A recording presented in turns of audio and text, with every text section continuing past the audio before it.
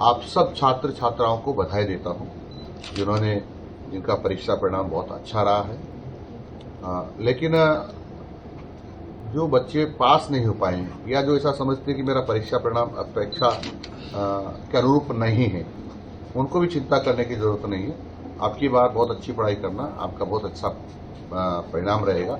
निराश होने की जरूरत नहीं, क्योंकि मैंने कई ऐसे लोगों को देखा है जिन्होंने सेकेंडरी, सीनियर सेकेंडरी में 3rd डिवीजन से पास हुए हैं, लेकिन आगे जाकर के अच्छे अंक प्राप्त किए हैं और यूपीएससी की जो परीक्षाएं दी है, आईएएस की परीक्षा जिसको हम कहते हैं, उसमें उन्होंने कई लोगों ने तो फर्स्ट बार में, कुछ ने सेकंड बार में और उत्तीर्ण हुए हैं।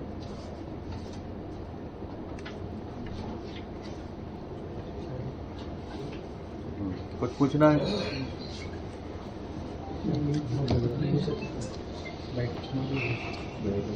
इस बार जो रिजल्ट जारी हुए हैं, पिछले ये 13 साल से सर्वाधिक रिजल्ट है। क्या इसमें इजी मार्किंग का रहा है कहीं न कहीं, या मार्किंग को कुछ अलग से किया गया है? किस तरह की बोर्ड की ये तैयारी थी, या किस तरह का टारगेट शुरू किया था? देखो, वो प्रश्न पूछने तो उनका चेहरा भी दिखता रहना चाहिए, थोड़ा सा हटा लो। प्रवीण देखो, इसमें हमारे प्रबंधन का भी महत्वपूर्ण योगदान है और हम जब अच्छा प्रबंधन किया तो शिक्षकों ने भी अच्छा पढ़ाया है, क्योंकि कुछ नवाचार या उसमें हमने संशोधन जो किया आपको बता देता हूँ। हमने सबसे पहले तो ये कहा कि जो विद्यालय में अध्यापक किसी धार्मिक कार्य को लेकर गायब हो जाते, जैसे कि गुरु जी की पूजा करने के नाम पर जा रहा हूँ, बालाजी की पूजा करने के नाम पर जा रहा हूँ, नमाज पढ़ने के नाम पर लेकर जा रहा हूँ, तो कोई टोकता नहीं था। इसलिए नहीं टोकता था कि कोई नाराज होंगे, भाई तुम पूजा पाठ करने में भी, नमाज पढ़ने में भी टोकते हो, तो उस पर हमने पाबंदी लगाई है कि कोई भी स्कूल समय में स्कूल नहीं छोड़ेगा, केवल शैक्षिक कार्य ही कराएगा। एक तो ये किया है। दूसरा, हमने कहा कि जो 100 अंकों का जो हमारा प्रश्न पत्र होता है, उसमें 20 नंबर हमारे जो शतरांक के होते हैं वो शिक्षक देते हैं। वो शिक्षक अपने हिसाब से देते हैं। जैसे हमने देखा कि अभी तक का जो मैंने देखा, जितना देखा है, 18, 19, 20 इतना तक अंक देते हैं, यानी सर्वाधिक अंक देते हैं। इधर 80 में से 13 नंबर आते हैं तो बच्चे पास हो जाते हैं। तो हमने शिक्षकों को कहा कि ये कोई परीक्षा परिणाम अच्छा नहीं है कि आप इसको भी आप 100% पाओ दो। तो हमने कहा कि शतरांक तो आप चाहे जो दो, लेकिन जितना प्रतिशत आपने शतरांक दिया है उसका आधा प्रतिशत, यानी आपने 20 में से 20 दे दिया तो इधर 80 बचे, उसमें से 40 नंबर लाना जरूरी है। नहीं तो छात्र को तो पास कर देंगे, लेकिन हम जो हमारे अध्यापक जी हैं उनको फेल कर देंगे। और इसके मारे भी उन सब लोगों ने सारे अपना आलस से छोड़ करके और पढ़ाई में ध्यान लगाया है। उसका भी हमको बहुत बड़ा लाभ मिला है। हमने अध्यापकों को यह भी कहा कि जिस विषय को पढ़ाते हो आप, यानी जिस पाठ को पढ़ाने वाले हो, उसको आप घर पढ़ कर के आओ, ताकि आप विद्यार्थियों की शंका का समाधान ठीक तरह से कर पाओगे। उसका भी लाभ मिला है। और हमने समीक्षा ठीक ढंग से की, उसका भी लाभ मिला है। और आप जानती हो कि मोबाइल जो हमारा मेरे शब्दों में कहूँ, गांव के शब्दों में, तो ये शत्रु है, कई कामों का शत्रु है। इसमें से शिक्षा का तो है ही, क्योंकि जब शिक्षक क्लास में जो मोबाइल ले जाता है तो कभी भी घंटी बज जाती है, और घंटी बजती है तो उठाता है तो जब पढ़ाई का तारतम्य टूट जाता है, बच्चों का भी टूट जाता है, शिक्षक का भी टूट जाता है, और उसे अनावश्यक रूप से एक कालांश का अधिकांश समय मोबाइल सुनने या मोबाइल करने में चला जाता है।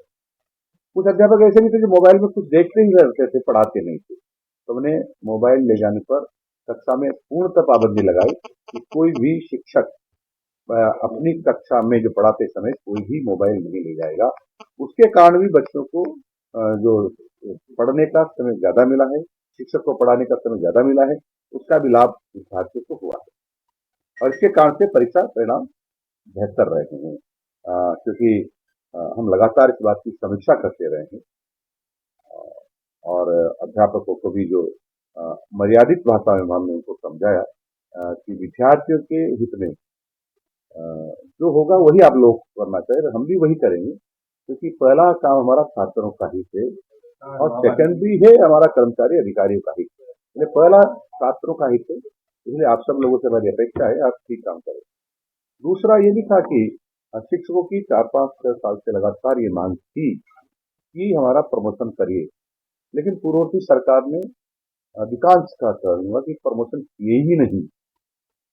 और माननीय भजन लाल जी की सरकार आने के बाद जब मैंने ये मंत्रालय संभाला तो सबसे पहले बैठ के मैंने मेरे अधिकारी को निर्देश दिए कि सबकी डीपीसी कीजिए, और उसके कारण लगभग मेरा अनुमान है 35,000 लोगों तक की डीपीसी हो गई और उनके प्रमोशन हो गए हैं।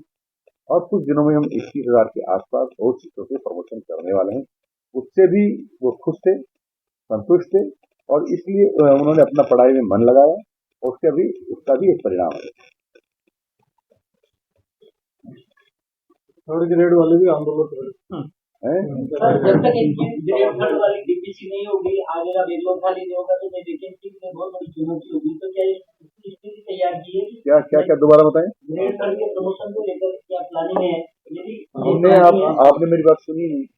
हमने कहा कुछ ही दिनों में हम 21,000 लोगों का और प्रमोशन करने वाले हैं, उसमें थर्ड ग्रेड के ही होंगे। होने के बाद नियुक्तियां वो भी बढ़ाने का है क्या? क्योंकि 21,000 को अरे हमारे लगभग 60-65,000 पाइपलाइन में है भर्तियां। और आपने एक बात आश्चर्य, हालांकि आज का विषय नहीं था लेकिन फिर भी बता रहा हूँ, रीट की परीक्षा हमने की जिसको शिक्षक पात्रता परीक्षा कहते हैं। अगली बार आपने देखा होगा, हर कुछ वर्षों से पहले देखते थे कि हल्ला गुल्ला होता था, या यहाँ पेपर आउट हो गया, फलाना हो गया, दिखरा हो गया। अब की बार या तो जो परीक्षा दे रहा था उसको पता है, या जो हमारे परीक्षा लेने वालों को पता है, या परीक्षा देने वाले को परिवार को पता है। अदरवाइज किसी को पता नहीं चला कि शिक्षक पात्रता परीक्षा कब हो गई है। यानी ये हमारे प्रबंधन का एक अच्छा काम था, जिसके कारण से हम सफलतापूर्वक और रीट परीक्षा करा पाए। थर्ड ग्रेड के भी होंगे सर, थर्ड ग्रेड के ट्रांसफर को लेकर प्रतिबंधित जिले वाले बाड़मेर, जैसलमेर, डूंगरपुर, बारा, झालावाड़ जैसे कई हैं जो 10 साल से है, करीब 11,000 से ज्यादा होंगे। उनके लिए देखो आप सब पढ़े लिखे लोग हो। थर्ड ग्रेड के टीचर्स का जो है वो दूसरी जिले के लिए भर्ती होते हैं, उनके ट्रांसफर नहीं होते हैं, आज से नहीं पहले से ही होते हैं। एक उनका केडर जिले का है और वहीं उनकी सीनियरिटी तय होती है। यदि उनका कोई किसी विपरीत स्थिति में भी यदि ट्रांसफर करता है तो उनकी सीनियरिटी समाप्त हो जाती है। फिर भी माननीय मुख्यमंत्री जी के सामने कुछ बातें आई और उनकी समस्याओं को समझ रहे हैं। यदि ऐसा लगेगा और माननीय मुख्यमंत्री जी हमको निर्देश देते हैं तो हम करेंगे, परंतु उससे टीचर्स का नुकसान होने वाला है, क्योंकि उसकी सारी सीनियरिटी समाप्त हो जाएगी। इसलिए अधिकांश शिक्षक नहीं चाहते कि हम हमारी सीनियरिटी रोक करके हम ट्रांसफर कराएं। आपने पंचायत राज में ऐसे ट्रांसफर किए हैं, तो क्या इसमें भी उम्मीद रखें? देखो सुनो, हमने पंचायत राज में ट्रांसफर किए, कहीं से कोई शिकायत नहीं आई, और इसी प्रकार से यहाँ भी कोई शिकायत नहीं आएगी, क्योंकि नियमों का उल्लंघन नहीं होगा। और किसी प्रकार का जो आती है ना आजकल लगातार रहता है कि पूर्व मंत्री जी ने पूछा था शिक्षकों की मीटिंग में कि क्या हमारे यहाँ ट्रांसफर पैसा तो नहीं चलता है। पूर्व मुख्यमंत्री जी ने पूछा था, तो वहां से आवाज कही हाँ चलता है, पर ऐसी नौबत अब नहीं आएगी, ये गारंटी हम दे सकते हैं। ठीक है भाई साहब, बहुत बहुत धन्यवाद आभार। ठीक है सर। और कोई पूछ नहीं कहने बच्चों